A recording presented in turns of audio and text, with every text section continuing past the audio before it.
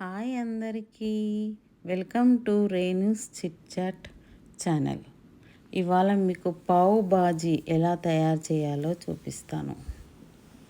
చూశారు కదా, ఇప్పుడు ఇంగ్రీడియంట్స్ మనము ఆలుగడ్డను క్యారెట్ని ఉడకబెట్టుకోవాలి. ప్యానులో ఆయిల్ వేసుకోవాలి. ఆయిల్ కాగానే కొద్దిగా బటర్ వేసుకోవాలి. బటర్ వేడి కాగానే జీలకర్రను వేసుకోవాలి. జీలకర్ర వేసుకున్న తర్వాత ఉల్లిగడ్డల్ని కోసి పెట్టుకోవాలి. నేను చూపిస్తున్నాను కదా అన్నీ.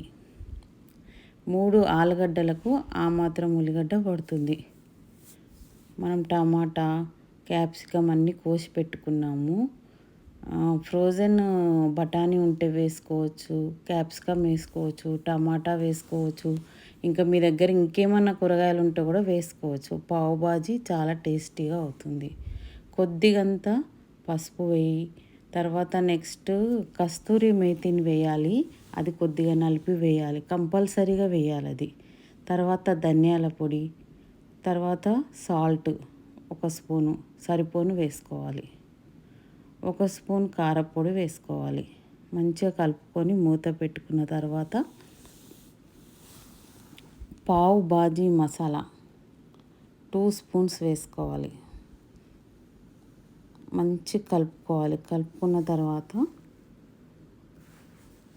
మూత పెట్టేసుకోండి. మూత పెట్టుకొని కొంచెం వేడైన తర్వాత ఆలుగడ్డను మనం క్యారెట్ని బాయిల్ చేసి పెట్టుకున్నాం కదా, అది 3 విజిల్స్కి పెట్టుకోవాలి. మంచిగా మెత్తగా అవుతుంది. స్మాష్ చేసి అందులో మిక్స్ చేసుకోవాలి. ప్యాన్లో వేసి మంచిగా మిక్స్ చేసుకొని మళ్ళీ 1 స్పూన్ సాల్ట్ వేసుకోవాలి. మంచిగా కలుపుకోండి. మంచిగా కలుపుకుంటే టేస్ట్ చాలా బాగుంటుంది. ఎవరైనా చేసుకోవచ్చు.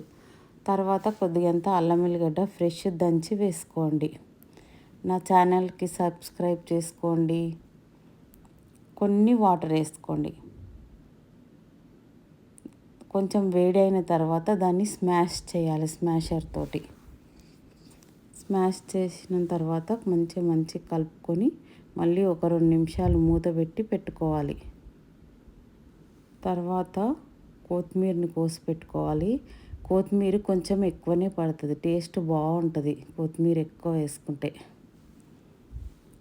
కలుపుకున్న తర్వాత కొంచెం అంతా బటర్ వేసుకోవాలి. మళ్ళీ బటర్ ఎక్కువ వేస్తున్నానని అనుకోవద్దు, బటర్ ఉంటేనే టేస్ట్ బాగుంటుంది పావ్ బాజీ.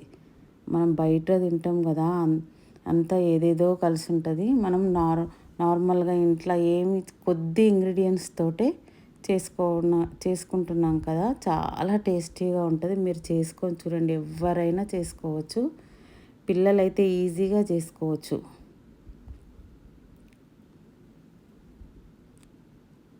తర్వాత ప్యాన్ పెట్టుకొని బాజీ తయారైంది కదా, ప్యాన్ పెంచి పెట్టుకొని ఆ పెంచి పైన ఈ పావుని వేసుకొని కాల్చుకోవాలి. నా ఛానల్ని సబ్స్క్రైబ్ చేసుకోండి, లైక్ చేయండి, గంట సింబల్ మీద నొక్కండి, షేర్ చేయండి. పావ్ బాజీ తిన్న తర్వాత ఎలా ఉంది అనేది కూడా కమెంట్ చేయండి. మీరందరు తప్పకుండా చేసుకోండి. ఇంట్లో చాలా ఈజీగా, రాని వాళ్ళు కూడా చేసుకోవచ్చు, అంత ఈజీగా చూపిస్తున్నాను.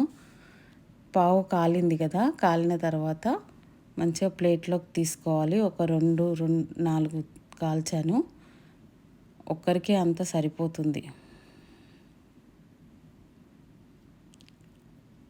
మంచి పావ్ బాజీ చేసుకొని తినండి, ఫుల్ టేస్టీగా ఉంటుంది.